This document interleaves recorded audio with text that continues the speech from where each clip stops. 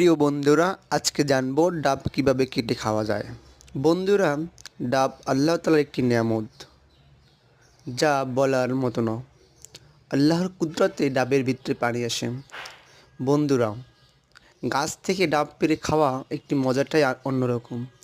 বন্ধুরা, আমাদের এরকম সুন্দর সুন্দর অনেক ভালো ভিডিও দেখতে হলে অবশ্যই যমজ ভাই চ্যানেলটি সাবস্ক্রাইব করে বেল আইকনটি ক্লিক করে পাশে থাকবে। বন্ধুরা, ডাব ডাব প্রথমে নারকেল গাছ থেকে পাড়তে হয়। তারপরে সেটাকে একটি ধারালো অস্ত্র দিয়ে কাটতে হয়। কাটার পরে সুন্দর করে পরিষ্কার করে মাঝখানে ফুটো করতে হয়। তারপরে পাইপ অথবা গ্লাসে আপনি ঢালেও এই পানি পান করতে পারেন, এবং তাছাড়াও আপনি সরাসরি ডাবটি হাতে নিয়ে মুখে লাগিয়ে পানটি খেতে পারেন। বন্ধুরা, অবশ্যই আমাদের চ্যানেলটি সাবস্ক্রাইব করবে এবং পাশে থাকবে, এবং নিত্য নতুন ভিডিও দেখার জন্য অবশ্যই আমাদেরকে ফলো করবে।